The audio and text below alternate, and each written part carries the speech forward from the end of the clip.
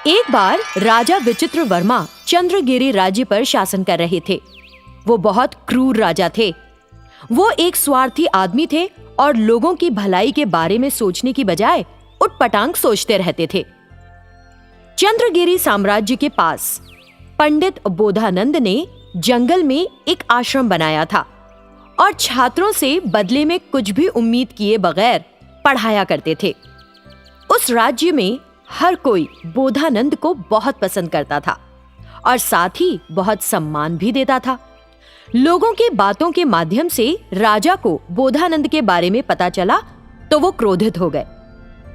उसे पसंद नहीं आया कि लोग एक आम आदमी को सम्मान दे रहे हैं और उसने बोधानंद को सताने का फैसला किया। एक दिन उसने सभा में बोधानंद को बुलाया और उससे कहा, मैं तुम्हारे बारे में बड़ी खतरनाक बातें सुन रहा हूँ बोधानंद। मैंने तुमको इसकी सफाई देने के लिए ही बुलाया है। राजा, मैं आपके राज्य में शांति से रहने वाला एक आम नागरिक हूँ। आपने मेरे बारे में क्या सुना है?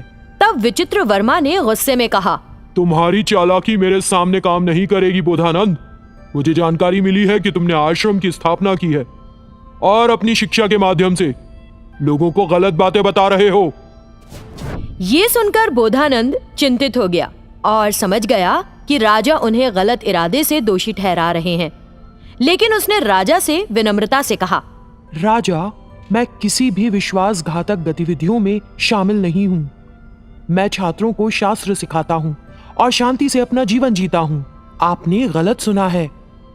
अगर तुमको लगता है कि तुम शास्त्रों के ज्ञाता हो तो मैं तुमसे 3 प्रश्न पूछूंगा, उनका जवाब दो मुझे।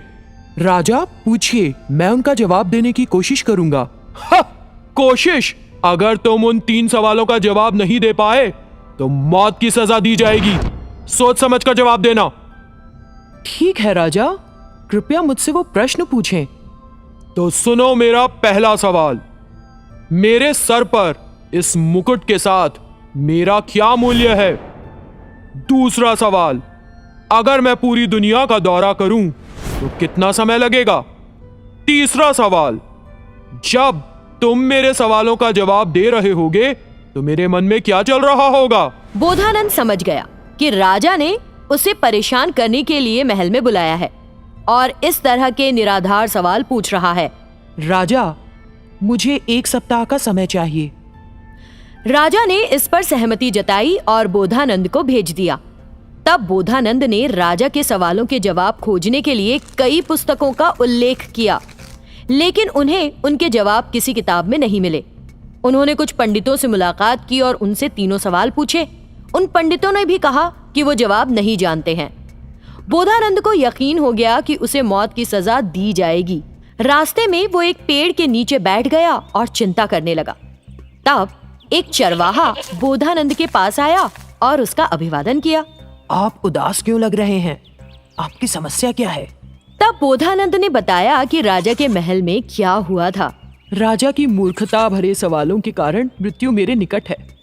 गुरुवर, आप फिक्र ना करें, मैं दूंगा उन 3 सवालों के जवाब। इस बात को मुझ पर छोड़ दीजिए। महोदय, आप कृपया मुझे बस एक परिचय पत्र लिखकर दीजिए कि मैं आपका छात्र हूँ। फिर वो चरवाहा परिचय पत्र लेकर राजा के पास गया और उसे वो पत्र दिखाया। राजा बोला, गुरु की बजाय उसका चेला मरने के लिए चला आया। ठीक है, मुझे मेरे प्रश्नों के जवाब दो। राजा, आपके पहले प्रश्न का उत्तर है, आपका मूल्य विक्रम चक्रवर्ती के मूल्य से बस 1 सोने का सिक्का कम है। ये सुनकर विचित्रवर्मा बड़ा खुश हुआ।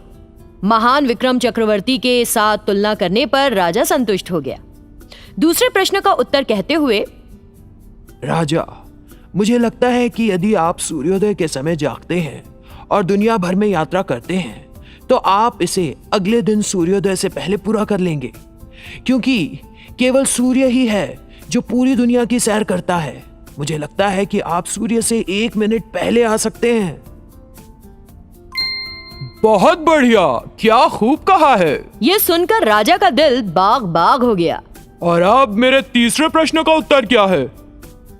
अभी मैं अपने मन में क्या सोच रहा हूँ? राजा, आप सोच रहे हैं कि मैं बोधानंद का छात्र हूँ, लेकिन ये सत्य नहीं है।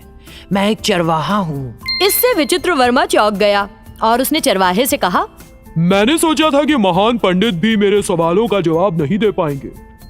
अब मैं समझ गया, एक सामान्य चरवाहा भी मेरे सवालों का जवाब देने के लिए पर्याप्त दिमाग रखता है।